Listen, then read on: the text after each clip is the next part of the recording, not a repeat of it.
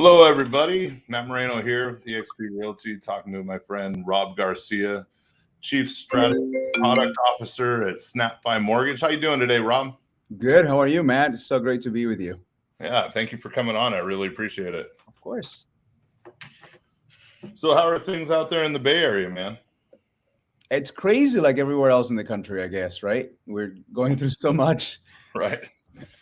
But it's great. I always think about it as, when things change, it's opportunity. So we Yep. have significant changes happening in the market and rates, industry, and everything is kind of like in a constant change right now. And it's just creates all kinds of different new opportunities. And it's exciting. Yeah, that is. So, you're pretty high up, you would say, at Snapfi Mortgage, right? Ranking wise. I mean, being the Chief Strategy and Product Officer, this isn't an entry level position that you fell into, correct?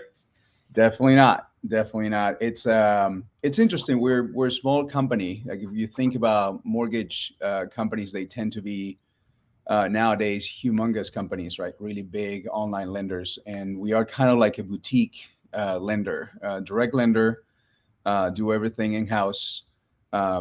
People still have control, like that kind of relationship building with your mortgage advisor. So we tend to be nimble, smaller, but yeah, I guess I'm the head of strategy, so I drive a lot of stuff for the company. So yeah. And how'd you get there? I mean, what's your background look like to get to that point where you're at right now? I guess you can get to that point in so many different ways. My background is very varied. There's a lot of stuff in it. So I initially started as a computer engineer myself.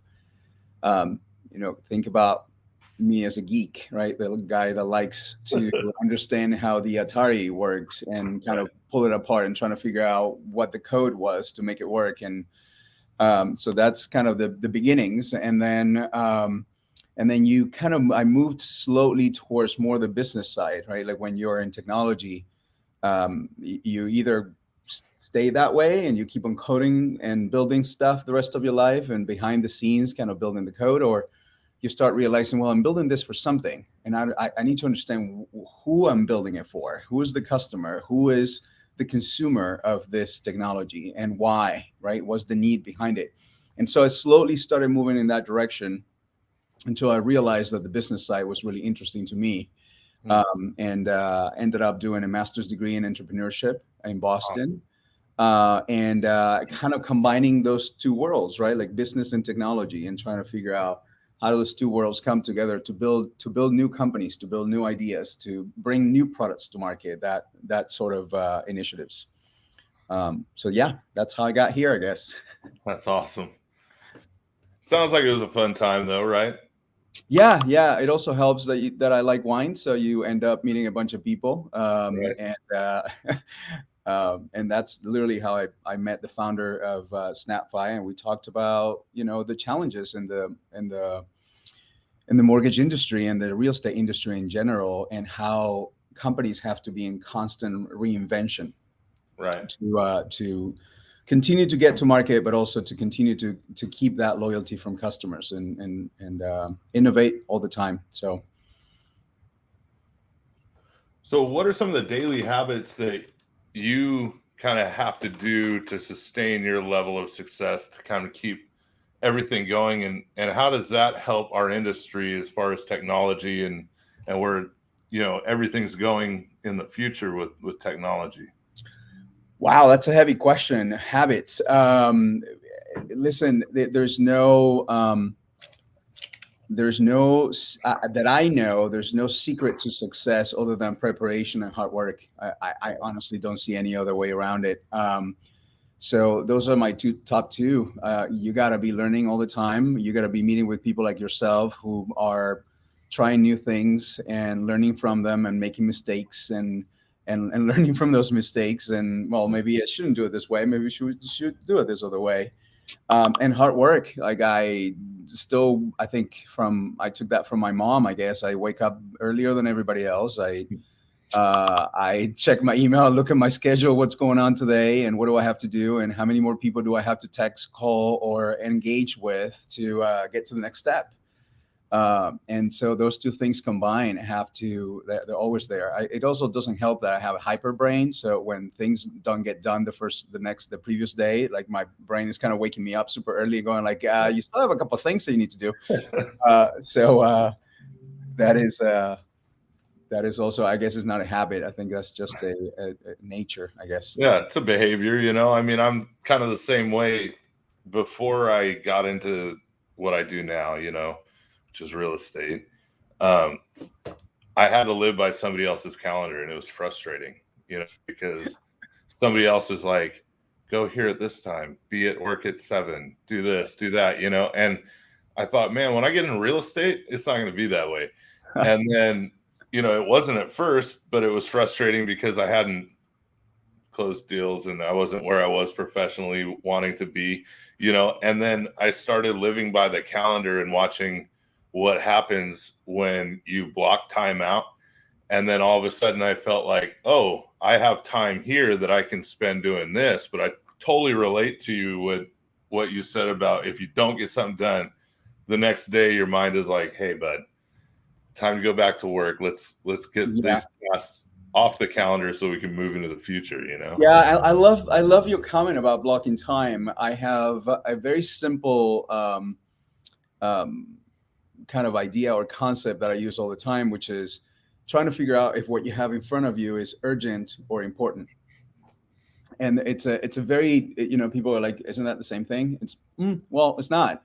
Urgent is something that you need immediately, right? Like there's a water drop coming down from the ceiling. It's urgent. You gotta fix it right now, right? Yeah. That happens to be also important. Otherwise, your house is gonna be destroyed. But in many cases, it might not be important. You might be leaving that house. You might be selling that house. You can care less. You're gonna be somewhere else tomorrow. So that might be more important. So blocking time to me is it's really necessary to be able to work on important things that are not urgent, right? Yeah. Studying, preparing, looking at data, understanding what's happening in the market, listening to experts, working on that special project that takes a little bit of time to get to, right? And you need to take a step at a time. Blocking time on your calendar is super important to that. For us, is connecting with people like you. I block time to reach out to you guys, and because mortgage company doesn't exist without strong loyalty and relationships to good realtors.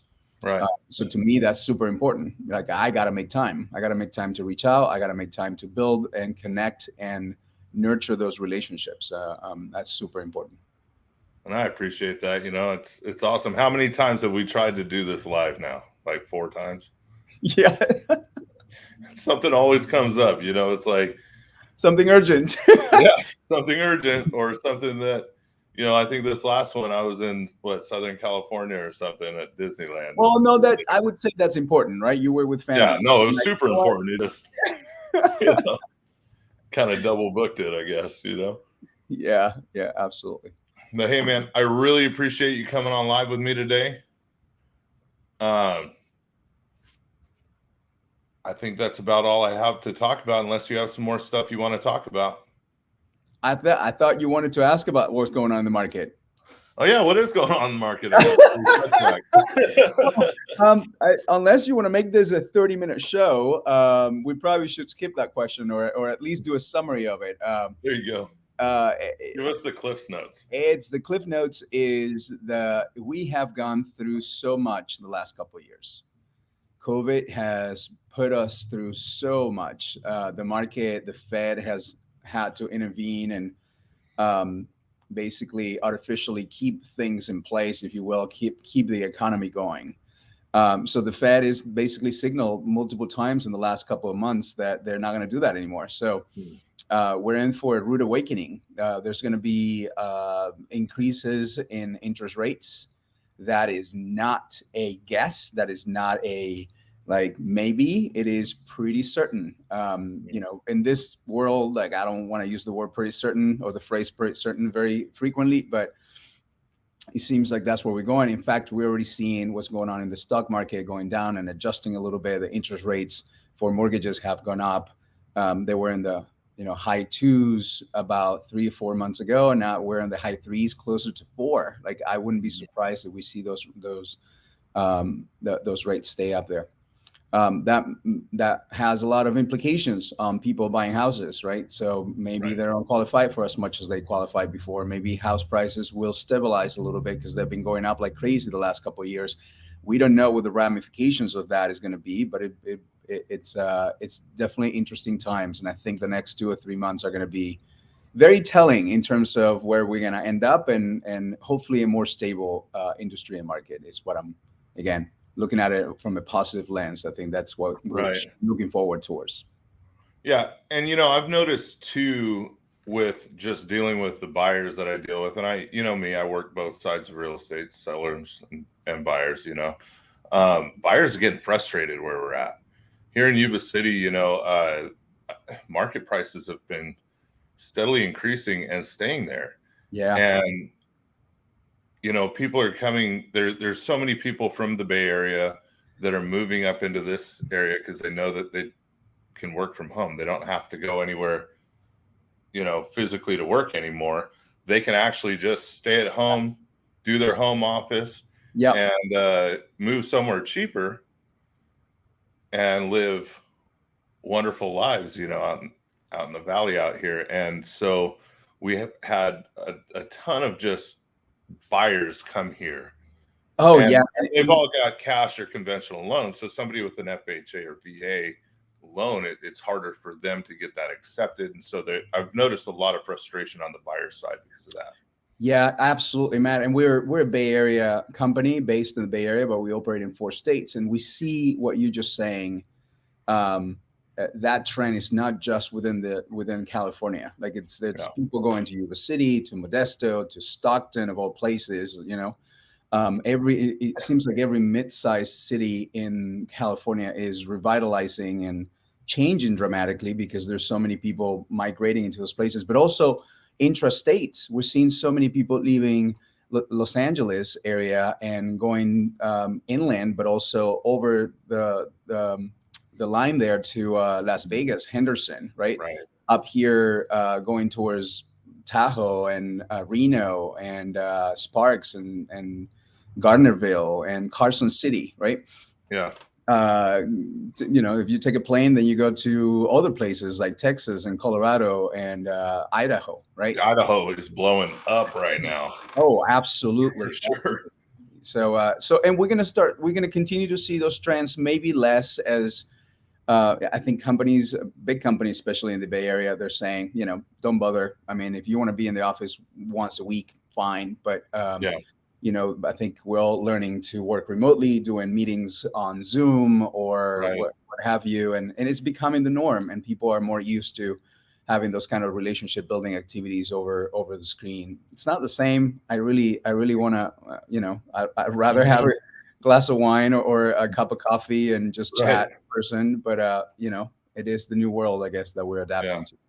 So your employees, they're primarily remote working, or do you guys have offices and We stuff where do. people go, or is it? We do, yeah. So we have an office in Sacramento that probably nobody has visited in about 3 or 4 months or more.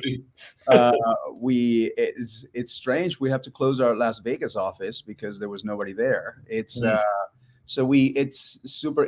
I have an office in on the other side of the border there on the Nevada side in northern Nevada that I probably use maybe once a month. And everybody else is working remotely from home, or I've seen a couple of our mortgage advisors meet or with customers in offices like yours with a realtor, but like customers don't want to come and hang out with us. Everything is electronic nowadays. They just scan the documents and send them to us, upload them to the hub. Technology is super advanced, so it's super easy to do all that. So I think that trend is here to stay. I think so. I don't see though anybody buying a house with putting it in a shopping cart and go and check out, right? I don't. No, they still need that experience with their realtor.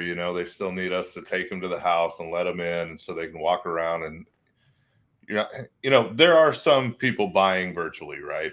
But they'll set it as a contingency to close that they come out and investigate the house or have the house inspected. I mean, I don't know how much money I would need to make, Rob, to be able to confidently say, yeah, I'm going to buy that, $400,000 home without even looking at it.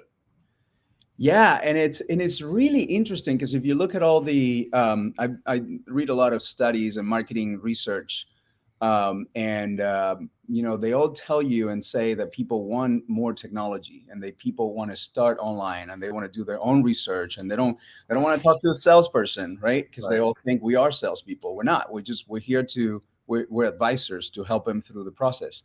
And what I think is super interesting is that the customers and consumers say that, when you're doing research, when you're doing marketing research, when you have consultants asking them questions, how would you buy a house? Right. But then when the reality hits and they have to actually make a decision, they want to talk to a realtor who's an expert. They want to talk to a mortgage advisor that knows what they're talking about, that explores 5 different options, that runs the numbers back and forth, that crunches as much as possible to figure out what is the right number for me, what is the right program for me. Do we get the best possible deal? And guess what? The computer is not going to do that. And bots, I'm a big proponent of bots. I've built so many for our company to try to follow up with customers. But the reality is that doesn't build a relationship, and that doesn't increase the confidence that you're making the right decision. And it's hard to control a bot, man. I found that out. I actually have one that I had set up through, I think it's Chatfuel or something, and it's hooked up to my messenger, and it keeps like it straight up came up with its own giveaway. Someone responded to us, and then all of a sudden it was like, if you enter your email, you'll be entered into this giveaway. And he was like, for sure. For what is it for? And wow. And he sent the email in, and the bot was like, you're all set up. And so Janelle and I were looking at each other like, did you do that? Did you talk to the person through Messenger? And both of us were like, nope. We looked at it, and sure enough, it was this bot that I had set up. Yeah. And it's just like it keeps coming up with its own little versions of what it needs to say, and it's super weird. It's fun, but it's weird, It is weird. Artificial intelligence is kind of charting into new territories of interacting with humans, and it'll be interesting to see where it goes. Where do you think it's going?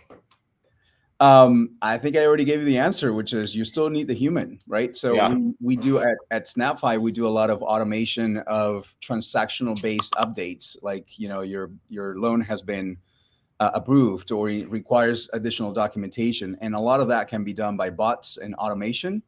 But then when the customer has a question about a specific document, like, do I need to give you the one from last month or 2 months ago? Like that, you need a human to look into it and understand the file and have a conversation with the customer. When the customer is freaking out and trying to figure out, oh my gosh, I just signed the documents. Is this really the right house that I should be buying? Like, who do you talk to? You can't talk to a bot. No, you need to talk to me. For sure. Exactly.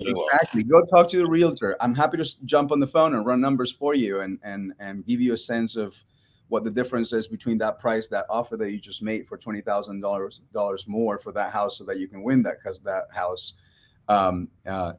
Those kinds of conversations, you can't really replace the human interaction and the advice. Right. So. Well, right on, man. We've had a good conversation today. I appreciate you coming on. Of course. Yeah. Thanks for having me. Yeah, absolutely. Anytime. And you're going to have to come on up to Yuba City, and we'll do lunch one of these times. All right. You got it. All right. Good talking to you. All right. Take care.